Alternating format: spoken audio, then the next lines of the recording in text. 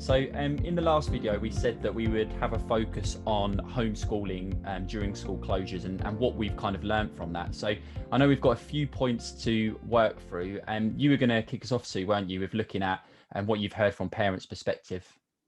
Yeah, so what I'm hearing from parents about their experience of home education is that they're finding a lot of the work that they get from schools really baffling and confusing. So parents saying, I find that the school's methods are very complicated, or I don't understand the purpose of this task. What is it that they want my child to learn? So that's the kind of thing I'm hearing a lot, actually, just feeling confused about what's the purpose of this? What is my child supposed to get from this activity? Mm. How about you, Kieran? What are you hearing from the young people about what they're learning at home? I think the biggest thing for me is that young people have said there has been a shift, certainly in this kind of second lockdown, in that during the first lockdown, they felt that there was a much bigger emphasis on their well-being and looking after themselves. Obviously, it was a different time of the year, so they're able to get outside, maybe enjoy the sunshine. But there seems to now be this kind of thought process of, well, we came back, we need to really try and keep that going. And I think that's a lot of pressure for young people. That's more secondary age pupils that I've spoken to about that, especially I think as they start to become more worried about what future exams are going to look like, gaps in learning, and just piling on the pressure is not helpful for them. So I think that's kind of the main message that I'm getting from young people. Yeah, so same. I think there's a lot of pressure on families and on young people. And I think from the experiences that I just shared there with parents finding the work very confusing and what is the purpose of it, it leads me to wonder, well, if families are finding it difficult to understand the purpose, what must children be thinking and young people be thinking? How easy is it for them to understand what they're learning and why they're learning it? And I don't know about you. I know you talked before about our teaching experiences, but for me, the experiences of families really resonates with what I felt as a teacher, which is that schools obviously have to deliver the national curriculum, but the national curriculum focuses on like developing skills of like inquiry and looking at evidence and communicating their ideas. And there's less focus on knowledge and more focus on skills. Well, for me, those skills, obviously they're important, being able to critically evaluate something and analyze something. But we're thinking about children who've got additional needs. So if you have a child with autism and they're doing a piece of work, English work, and they're looking at a text, say they're 10 years old and they have autism, it could be enormously difficult for those children to be able to read a piece of text and then critically evaluate the author's thoughts and intentions when they themselves have weak theory of mind. How about you, Kieran? What's your experience of that? Yeah, I think going back to, again, when you listen to young people, which obviously is a huge emphasis of everything I do, I think even when I was teaching in the classroom, I remember a certain lesson where a young person was talking about, why do we have to learn it this way? Why can't we learn it this way? This is not going to help me for my future.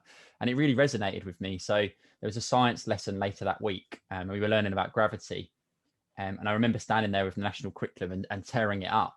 And then we dropped out of windows and made planes and all of that. So there was a link to what we should have been learning.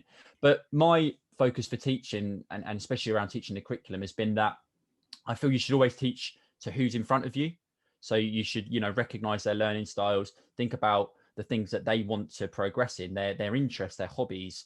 So I think I've always looked at it that way as a bit of a challenge to think, I'm not just going to teach how it says I should be teaching, because ultimately the people writing those documents aren't in front of young people. So that's always been my emphasis when I look at teaching and learning. Of course, there needs to be, you need to look at skills and things that are going to help them for their futures, but it shouldn't just be about what we've expected to do for years and years, because children are changing, and they tell us that. So yeah, that's my view on that bit, really, Sue. Yeah, and I agree with you. What you said there, 100%. That you and I have both worked in special schools, so we've had the privilege of being able to, in a way, be much more creative and flexible in the way in which we deliver that teaching. And that's not necessarily something that's true of all schools, especially not for mainstream schools, who are very much analysed according to the Ofsted criteria. And I was looking just in preparation for this talk, Kieran, I was just looking at some of the Ofsted reports that they've produced, some examples of outstanding lessons and some examples of inadequate lessons. And what I've noticed is that Ofsted very clearly think that children should have control of the classroom, that teachers should not talk very much, that teachers shouldn't give too much direction, that lessons are rated more highly where pupils are discussing something that they already know, and teaching facts and factual recall is not considered good practice. Now, I can understand that, of course, we want lessons to be engaging. We don't want children to just be sitting passively and, having to rote learn stuff. Of course not. Mm. But some of these guidelines are incredibly difficult to follow if we are going to help children with additional needs to learn. So how can we expect children with social communication difficulties to be engaging as equally in small group discussions to critically evaluate something as their neurotypical peers? So I feel that our children are disadvantaged really about this. As you say, we had the ability to be flexible, didn't we, in our teaching careers, and Yeah. think about that. And I do feel for, mainstream schools, where they almost are under pressure to almost put children into a pigeonhole and teach in a certain way. It goes back to consultation again, though, Sue, with young people. So, when our young people asked about what's on the Ofsted, framework, things like that, how are they connecting with them? And we run a project last year called Good Practice Seekers, where children went into schools and were looking at how inclusive they were, how they adapting to different needs. And that was a really good project, one that I hope we'll be able to continue. And the young people were saying, I'm not so cool and down with the kids, but they were saying we should use hashtags and stuff to go along with what we were doing. So it was hashtag better than Ofsted, because we're actually looking at really what will impact young people. How can we change things? And it's important that, their views are taken into consideration with all of this. Yeah, I think that's been a massive oversight in the situation that we've been in for this last year or so, is that I wonder if anybody has thought to actually consult children and young people. We spoke about this in our last video, asking them about what works for them in terms of being delivered remote learning and what times of day and what kind of format. There doesn't seem to have been any consultation really with young people about it. I mean, obviously the work that I do is mostly with families, and I've been thinking about, well, what would my advice be to families about getting the most out of this situation of remote learning? And one of them really is about this: don't try and replicate the school system. You have to learn to teach in a way that suits you and that suits your child, because that comes back to what you've just been saying there about really listening to what young people say about what works for them.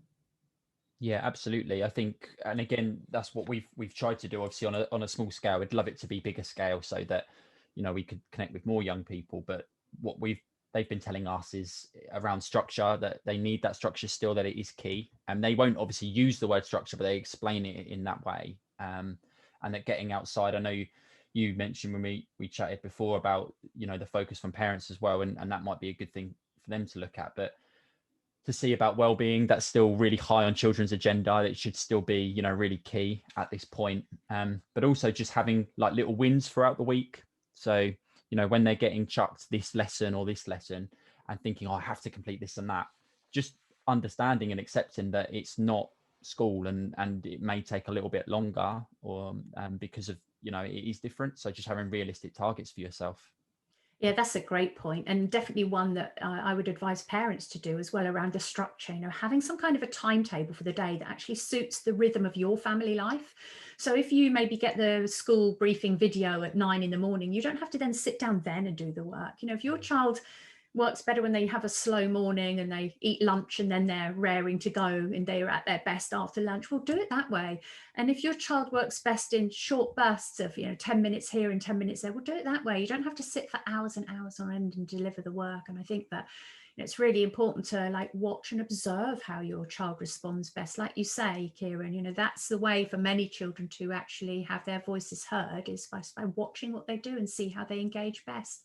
And you're right, going outside is so important. In the conversations that I've recently been having with parents about their well-being, I can see that the things that are impacting parents' well-being are things like being able to have any downtime or time away from the children. Obviously, we're all trapped in our homes together, so that's enormously difficult. So that's often, parents are reporting, often impacting on how they feel about their relationship with their partner. because they can't do things that they normally would, like go out for dinner or go out and have a drink, or just have some child free time.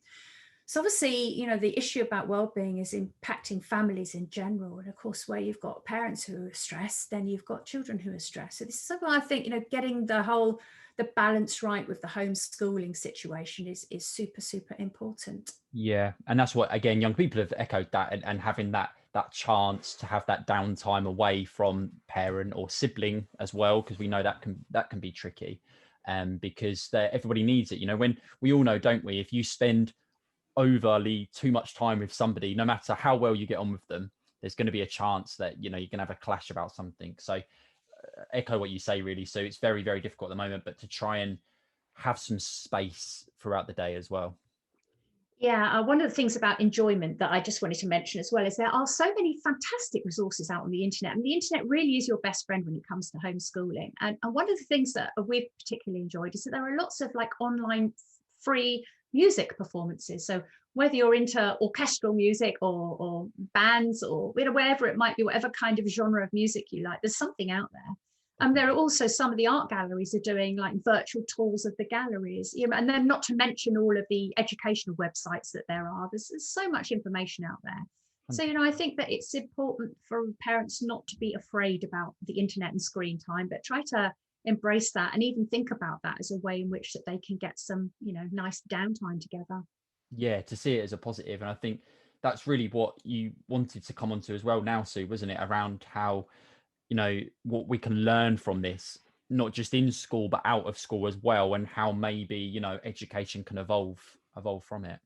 Yeah, definitely. I think that for me, what I would like parents to try to do, even though I know it's terribly stressful, is to see this current period that we're in with school closures, if you're engaged in remote learning, is really think about, okay, I've got an opportunity here to be one-to-one with my child and really understand what curriculum is being delivered to them. So what learning is going on, how are they being taught, how do they respond best, how do they learn best, and what really works for them. So we might, for example, have this situation I've heard a lot about with schools providing a video briefing, which is great for a lot of kids.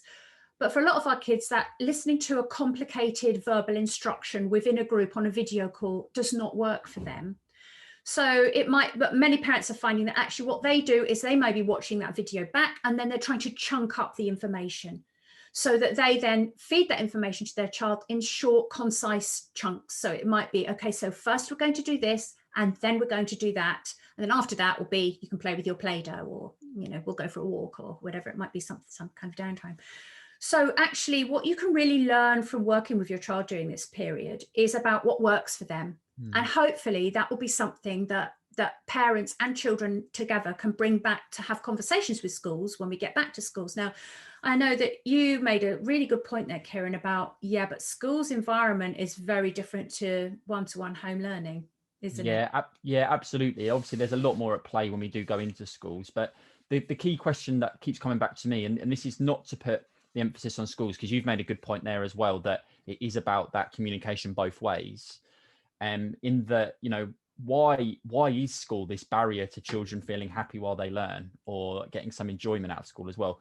For me, and from what young people tell us, schools should be places where they can go to enjoy and to better themselves, ready for the future. But too many children are telling us that's not the case. And unfortunately, anxiety and stress levels have actually been reduced by staying at home and not having that, oh, it's time to get ready for school, to go to school.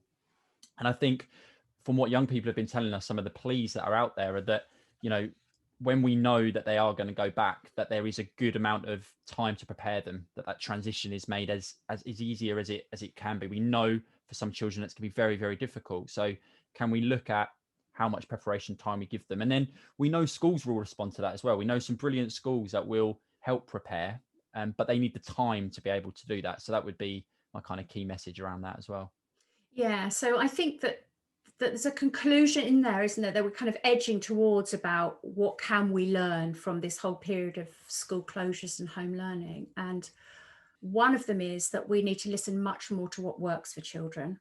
and young people. We need to prioritise their health and well-being, their mental health, much more than we currently do. Yeah. And that might mean that we need to look at, how does school work best for my child? Now, obviously, some children have really found it difficult not to be in school because they like the routine and the structure. They miss their friends, that social contact. Some children are very happy that they don't have to go to school. Their anxieties are reduced, and because they're not so anxious, they're really able to engage with their learning much more. Life is much calmer. And for some children who have had maybe a part-time offer from school and are doing some at home and some at school, maybe that works really well for them. Yeah. So I feel like if we're able to say, okay, we've got this offer that out of necessity has been quite creative over the last year with this schooling experience. We've got young people now saying, this is how we feel about things. This is what works. This is what doesn't work for us. And we've got parents saying, oh, this is what I've learned about how my child, learns. And when we get back to school, actually, maybe when my child is supposed to have a group instruction, maybe that we could break that down, and maybe that target could go in their one plan. So actually, that can inform an awful lot about how we can move forward with education and how flexible that could be. That could Yeah. be an option, couldn't it? Absolutely. The emphasis there really, Sue, isn't it, is on working together. Schools can't do it on their own, just like, parents can't. And we're highlighting that from both camps this time. And I think, can we learn that? Can we learn that, it's not parents saying things because they want to be difficult. It's actually looking at what's best for their young person, which of course is going to be their priority.